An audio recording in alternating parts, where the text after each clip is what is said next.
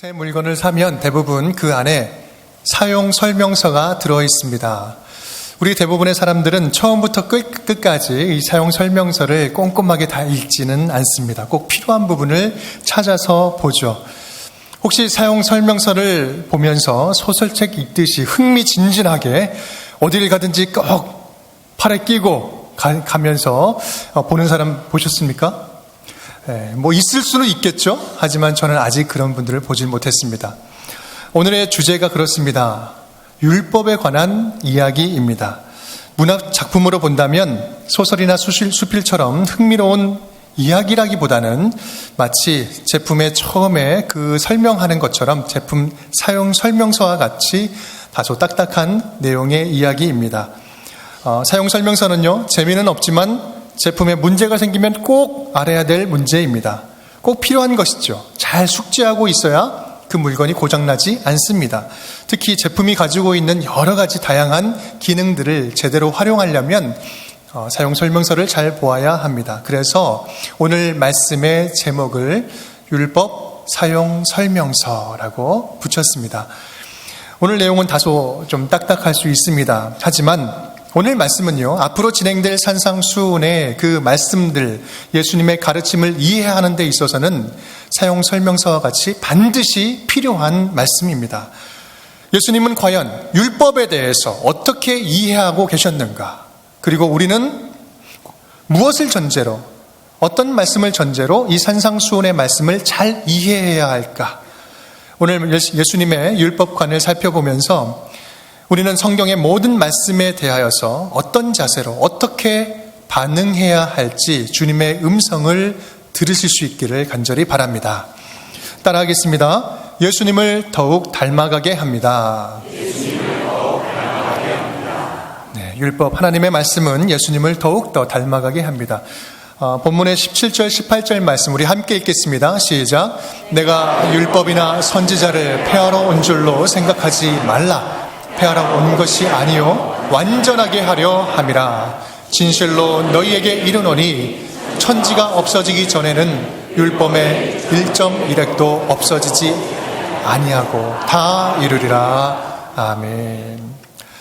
예수님이 공생애를 시작하면서 제자들과 함께 다니면서 한 행동들을 보면 율법을 무시하는 듯한 행동들을 참 많이 하십니다. 대표적인 일이라면 안식일에 제자들이 길 가다가 밀이삭을 잘라먹는 행위를 합니다. 안식일 규정에 따르면 밀이삭을 잘라먹는 것이 이것은 해서는 안 되는 일이었어요. 또한 예수님은요, 안식일에 손이 마른 사람, 손 마른 병자를 고쳐줍니다. 우리 마태복음 12장 말씀인데요, 제가 읽겠습니다. 한쪽 손 마른 사람이 있는지라 사람들이 예수를 고발하려 하여 물어 이르되 안식일에 병 고치는 것이 옳으니까 사람이 양보다 얼마나 더 귀하냐. 그러므로 안식일에 선을 행하는 것이 옳으니라 하시고 이에 그 사람에게 이르시되 손을 내밀라 하시니 그가 내밀매 다른 손과 같이 회복되어 성하더라. 바리새인들을 비롯한 유대인들은요, 이런 행동에 아주 심각한 문제를 제기합니다. 이래서는 안 된다라고 이야기를 하죠. 하지만 예수님은 거기에 본질적인 대답을 하십니다. 안식일을 지키는 것이 본질이냐, 아니면은 안식일에 생명을 구하는 것이 본질이냐. 무엇이 하나님을 기쁘시게 하는 일이겠느냐? 가장 본질적인 질문을 던집니다. 예수님의 관심은 그 율법의 형식, 안식일을 지키는 그 자체가 아니라 그 안식일 법에 담겨져 있는 하나님의 마음, 그 본뜻에 관심이 있었던 것입니다. 율법은 원래 선한 것이었습니다. 하지만 유대인들은 그 형식에 얽매였고 율법을 오해하고 왜곡하고 변질시키고 더 나아가서 잘못 사용했습니다. 하나님의 마음에는 관심이 없고 그 형식에만 몰두하게 된 것이죠. 오늘날에도 이런 율법을 지키는 유대인들의 관습은 여전히 남아 있습니다. 안식일 법만 해도요, 자그마치 234개가 있어요. 안식일 법이 39개 조항이 있는데 각각 6개씩 부칙이 있습니다. 곱하면 234개, 어마어마합니다. 예전에 제가 이스라엘 성지답사에 잠시 갔을 때의 일인데요. 금요일 저녁이 되니까 다른 날에는 비교할 수 없을 정도로 사람이 바글바글한 거예요. 도대체 어떤 일인가 하고 물어봤더니 금요일 일몰부터 안식일이 시작됩니다. 근데 안식일이 시작되니까 안식일 규정이 너무나 많잖아요. 그러니까 집에서 이것저것 다 하기 힘드니까요. 좀 잘 사는 사람들은 그냥 호텔에 오는 거예요. 호텔에 와가지고 안식일을 지킵니다. 안식일 호텔에 가면 먹을 것도 그렇고 자는 것도 그렇고 율법을 범할 그런 기회가 없어지기 때문에 그렇습니다. 칼빈의 기독교 강요를 보면 율법의 두 가지 기능과 한 가지 유용성을 저렇게 설명을 하고 있습니다. 쉽게 표현한다면 율법은 쉽게 말하면 자신의 비참함을 알리는 것입니다. 죄악으로 말미암아 우리는 죄를 해결할 수 없는 존재, 죄를 깨닫게 하는 그 기능을 하고 있습니다. 그래서 하나님의 자녀답게 살도록 경건에 이르도록 제시해 주는 것, 그것이 바로 율법이 가지고 있는 기능입니다. 그런데 이러한 율법의 기능을 단번에 완성시키신 분이 계십니다. 그것이 누굽니까? 예수 그리스도. 이 예수님이 완성하신 겁니다. 예수님께서 율법의 모든 기능을 다 성취하셨습니다. 십자가에서 우리의 비참한 그 죄의 문제를 당신께서 죽으심으로 해결하셨고, 영접하는 자, 곧 그 이름을 믿는 자들에게는 하나님의 자녀들 되는 권세를 주셨습니다. 죄의 문제와 하나님의 자녀됨의 권세를 한 번에 해결하셨어요. 그것이 바로 예수님께서 완전하게 성취하신 것입니다. 17절 말씀에 완전하다라는 표현에 플레로사이라는 그 동사는 단순한 완전한 게 아니라 완전하게 성취되었다. 궁극적인 목적을 완전히 달성했다라는 의미의 단어입니다. 바로 예수님이 그 어렵고 복잡한 모든 율법을 단번에 자신의 몸으로, 당신의 오심으로 이루신 것입니다. 성경의 모든 말씀을 예수님께서 성취하셨습니다. 그 예수님이 바로 저와 여러분에게 지금 오늘 우리에게 오신 것입니다. 우리가 예수님을 삶의 주인으로 모시고 따라간다면 예수 그리스도께서 우리 안에서 하나님의 모든 뜻을, 율법에 담겨져 있는 하나님의 그 말씀의 뜻을 우리 안에서 행하시겠다라는 말씀입니다. 내가 곧 길이요 진리요 생명이니 나로 말미암지 않고는 아버지께로 올 자가 없느니라. 이것이 오늘 우리에게 알려주시는 예수님과 율법과의 관계예요. 우리는 예수님을 통해서 성경적인 삶을 살 수 있게 되었습니다. 동시에 우리는 이 성경의 말씀, 이 율법의 말씀을 통해서 예수님을 더욱더 닮아갈 수 있게 된 것입니다. 이것이 바로 예수님과 율법과의 관계예요. 따라서 율법과 선지자, 성경의 모든 말씀은 우리로 하여금 예수 그리스도를 더욱더 닮아가게 하는 것이다. 율법은 선합니다. 하나님의 말씀에 1.1획도 버릴 것이 하나도 없습니다. 말씀이 육신이 되어 우리 가운데 거하심에 우리가 그의 영광을 보니 아버지의 독생자의 영광이요 은혜와 진리가 충만하더라. 말씀이 육신이 되어 우리 가운데 오신 예수 그리스도를 닮아가기 위해서 몸부림치는 저와 여러분이 될 수 있기를 간절히 축복합니다. 우리가 예수를 닮아가려고 몸부림치는 그 순간이 바로 하나님의 말씀이 우리 가운데 성취되는 순간인 줄 믿습니다. 예수님을 삶의 주인으로 모시고 더욱더 주님을 닮아가기를 힘쓰는 저와 여러분이 될 수 있기를 주님의 이름으로 축원드립니다. 따라하겠습니다. 예수님의 능력으로 살게 합니다. 우리 19절 말씀 우리 함께 읽겠습니다. 시작. 그러므로 누구든지 이 계명 중에 지극히 작은 것 하나라도 버리고 또 그같이 사람을 가르치는 자는 천국에서 지극히 작다 일컬음을 받을 것이요 누구든지 이를 행하면 가르치는 자는 천국에서 크다 일컬음을 받으리라. 아멘. 우리 19절 말씀의 첫 시작은요, 이런 단어로 시작합니다. 그러므로 예수 안에서 율법이 성취되었으므로, 예수님께서 율법을 성취하였으므로, 그러므로 이제부터는 하나님의 말씀들을 적극적으로 행하며 실천하면서 살아가자라고 말씀하시는 겁니다. 아니, 형식적으로 하지 말고, 띄엄띄엄 하지 말고, 입맛대로 골라서 이것은 하고 저것은 안 하고 이렇게 자기가 선택하지 말고 적극적으로 주님이 주신 말씀을 받아들여라. 말씀 가운데 예수 그리스도가 성취하셨기 때문에 말씀대로 사는 게 어렵다고 포기하지 말고 지레 겁먹지 말고 오직 예수님을 의지해서 적극적으로 실천하자는 것입니다. 예수님께서 우리에게 말씀하시는 이 실천에 대한 내용은요, 사실 바리새인들이 했던 실천과는 질적으로 완전히 차원이 다른 실천입니다. 그들은 외형적인 실천이었습니다. 하지만 주님께서 말씀하시는 것은요, 마음에서 우러나오는 실천을 말합니다. 소극적인 것이 아니라 적극적인 실천입니다. 형식적인 것이 아니라 본질적인 실천입니다. 결과만 중요하게 여기는 실천이 아니라 동기와 과정을 중요하게 생각하는 실천입니다. 사람에게 잘 보이는 실천이 아니라 오직 하나님 앞에 정직한 코람데오 실천입니다. 여러 가지 많이 한다고 자랑하는 실천이 아니라 한 가지를 하더라도 제대로 하는, 하나님께 기쁨이 되는 그런 실천을 하라는 말씀입니다. 바로 이러한 것들이 이제부터 등장하는 산상수훈 말씀들의 특징입니다. 우리 21절부터요 6개의 반제, 6개의 대조되는 문장이, 독특한 문장이 등장을 합니다. 대조법으로 강조하고 있는 내용들인데요, 우리 본문 말씀에 굵은 글씨만 우리 함께 읽도록 하겠습니다. 시작. 옛사람에게 말한 바 하였다는 것을 너희가 들었으나 나는 너희에게 이르노니. 네, 그렇습니다. 옛사람에게는 이렇게 말한 것을 너희가 들었지만 나는 너희에게 이르노니. 지금 두 가지의 대조적인 문장, 대조적인 말씀을 하고 있는 거예요. 하나님과의 관계가 깨어졌던 옛사람들에게는 율법을 통해서 내가 이런 얘기를 했었어. 하지만 이제는 나 예수 그리스도로 말미암아 하나님과 우리와의 관계가 회복된 너희에게는, 새로운 사람들에게는 나는 새 계명을 너에게 주겠다. 그러면서 6개의 예를 들어서 설명을 합니다. 간음, 이혼, 맹세, 원수에 대한 이야기를 말씀하세요. 옛사람에게는 간음하지 말라라고 이야기를 했지만 나는 너희에게 이르노니 너희 마음속에 음욕만 품어도 그것은 간음을 한 것이다.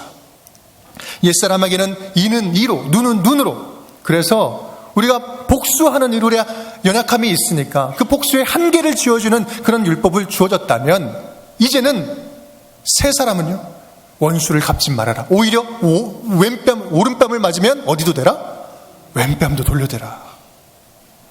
옛사람에게는 원수는 미워하고 이웃은 사랑해라 라고 율법으로 그렇게 얘기를 했지만 나는 너희에게 이르노니 원수를 사랑해라. 그리고 너희를 박해하는 자들을 위해서 오히려 더 기도하라. 예전의 율법하고는 비교가 되지 않는 것입니다. 예전에 준 율법하고는요 비교가 되지 않을 정도의 수준도 높고 본질적이고요 높은 차원의 계명을 말씀해 주시는 겁니다. 더 힘들어졌습니다. 더 어려워진 것입니다. 더 엄격해지고 현실적으로 더 불가능해졌습니다. 더 극단적인 것이고 더 초월적인 말씀을 주고 계시는 거예요. 어떻게 지키라는 것입니까? 중요한 것은요, 예전보다는 훨씬 더 지키기 힘들어진 계명처럼 보이지만 이제는 오히려 예전보다 더 가능해졌다는 겁니다. 힘들어졌지만 더 가능해졌다. 왜요? 바로 하나님과의 관계가 깨어졌던 그런 관계 속에서는 우리가 그것을 할 수 없었지만 예수 그리스도로 말미암아 하나님과의 관계가 회복된 우리들은 예수 안에서 가능하다는 것입니다. 예수를 의지하여서 살아간다면 충분히 가능한 일이다 선포해 주시는 말씀입니다. 그래서 예수께서 내 안에 행하실 것을 믿고 우리는 실천을 하라는 거예요. 우리는 예수님의 이러한 말씀들을 들을 때 이렇게 생각을 합니다. 어떻게 원수를 사랑하냐고, 어떻게 오른뺨을 맞고 왼뺨도 돌려대냐고, 이게 지금 현실적으로 가능하냐고. 이건 현실적으로 가능하지 않아, 불가능해, 이건 너무 극단적이야 라고 생각을 합니다. 아니 목사님도 지키지 못할 것을 왜 앞에서 그렇게 강조하냐고. 현실적으로 그게 말이 되냐고요. 박해하는 자를 위해서 기도하라고요? 가만히 참는 것만 해도 대단한 줄 아세요? 나는 그렇게 할 수 없습니다. 하나님은 우리의 감정을 몰라도, 인간적인 감정을 몰라도 너무 모른다고, 비현실적이라고 그렇게 쉽게 이야기를 해버립니다. 하지만 그것은 오해입니다. 명백한 오해입니다. 예수님은 절대로 우리가 그것을 할 수 있다고 말씀하지 않으셨어요. 그렇게 낮은 수준의 율법을 내가 옛사람에게 주었지만 그거 잘 지켰냐 이거예요. 그것에 걸려 넘어진 거, 그것도 제대로 못 지킨 겁니다. 그래서 내가 왔다는 거예요. 그 하나님께 가는 그 방법 내가 줬지만 너희들은 넘어졌어. 하지만 내가 왔어. 이제는 가능하다는 것입니다. 우리가 할 수 있는 것이 아니고 내 안에 주님이 직접 하시겠다는 겁니다. 너희는 못하지만 나는 할 수 있다. 제발 삶의 주인된 자리를 나에게 넘겨. 제발 삶의 주인된 자리를 나에게 넘겨. 불가능하다고 이야기하지 말고 너의 삶의 주인된 자리를 나한테 넘겨봐. 그럼 너의 삶 가운데 하나님의 뜻이, 율법에 담긴 하나님의 마음이 너의 삶 가운데 펼쳐질 수 있어. 주님이 주시는 말씀입니다. 우리가 예수님을 믿는다는 것은 우리가 생각하는 것보다 훨씬 혁명적인 사건입니다. 우리가 예수 그리스도를 삶의 주인으로 모시고 제대로 산다면 하나님의 원하시는 기뻐하는 모습이 우리 가운데 담겨질 수 있습니다. 오직 예수 그리스도 안에서. 사랑하는 운전교회 성도 여러분, 주님은 오늘도 내가 감당하기 힘든 이야기를 하고 가세요. 안 들리면 좋겠는데 조용히 와가지고 꼭 들릴 만큼만 말씀하고 가세요. 좀 더 용서하래요. 나보고 좀 더 참으래요. 아니 지금까지 참은 거 아시잖아요. 그것만 해도 대단한 거 아닙니까? 근데 조금 더 참으래요. 꼭 하기 싫은 것만 시키고 가십니다.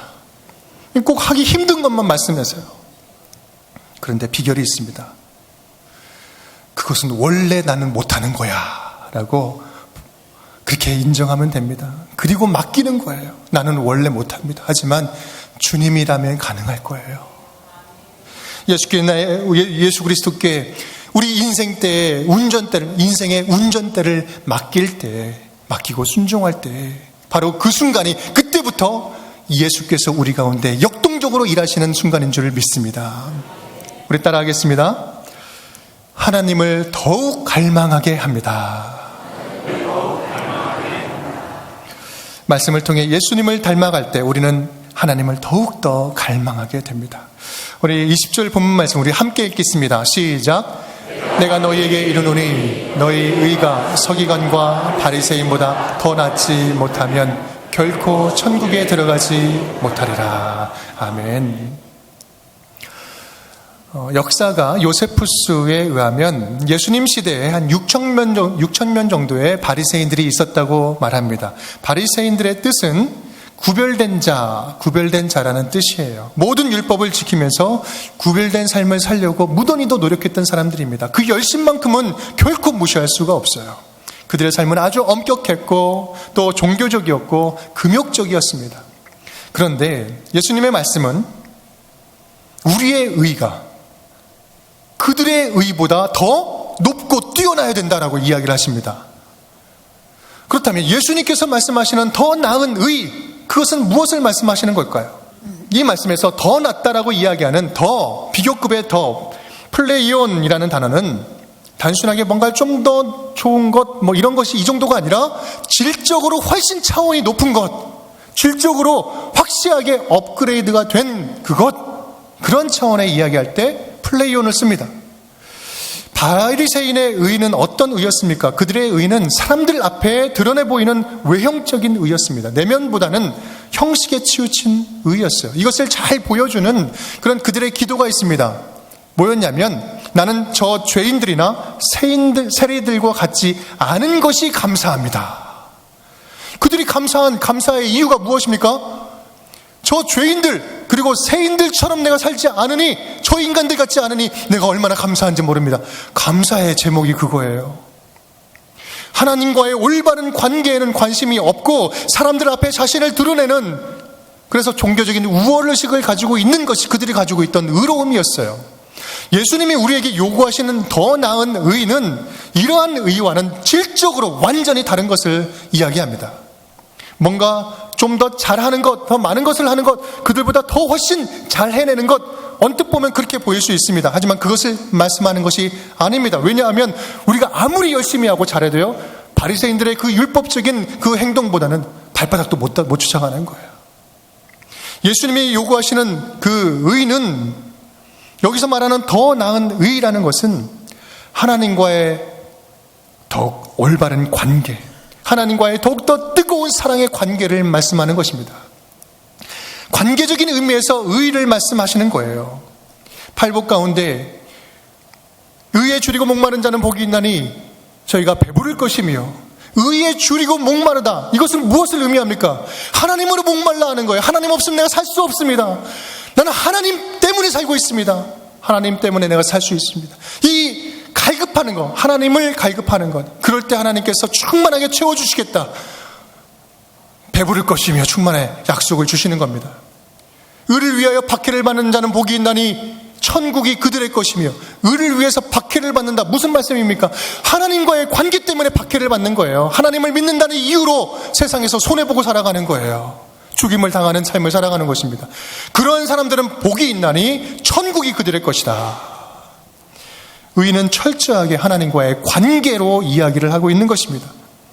더 나은 의인은 하나님과 진정으로 친밀하고 온전하게 회복된 관계를 말씀하는 거예요. 사랑의 관계입니다.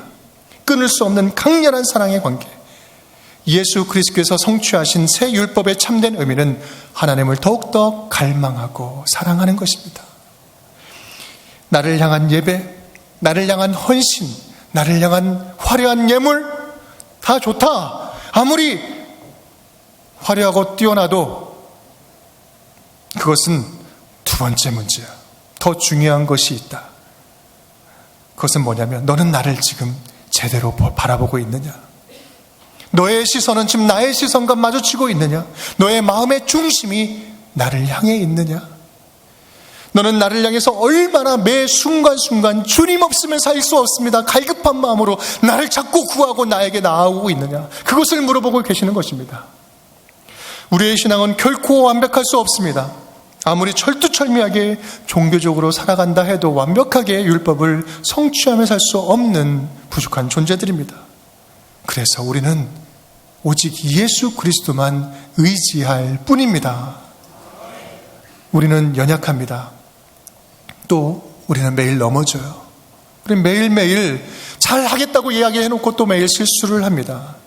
그렇기 때문에 우리는요, 이 부족한 믿음을 부여잡고 매일매일 주님 앞에, 주님 불쌍히 여겨 주옵소서, 긍휼히 여겨 주시옵소서, 그 믿음 붙잡고 주님께 나아가는 것이에요. 예수 그리스도, 예수님만 의지해서 하나님께 나아가는 것입니다. 그것이 바로 오늘 말씀하시는 바리새인보다 더 나은 의가 의미하는 것입니다. 우리 함께 찬양 드릴 텐데요, 우리 찬양의 가사를 생각하면서 우리 함께 부르겠습니다.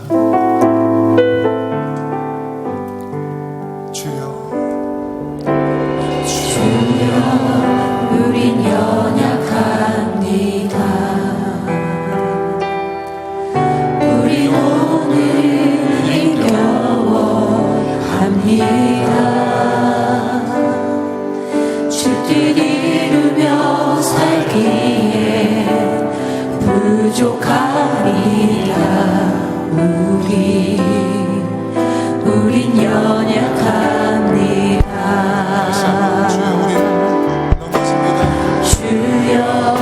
우린 넘어집니다. 오늘 하루도 실수합니다. 주의 긍휼을 구하는 죄인입니다. 우리 주만 바라봅니다.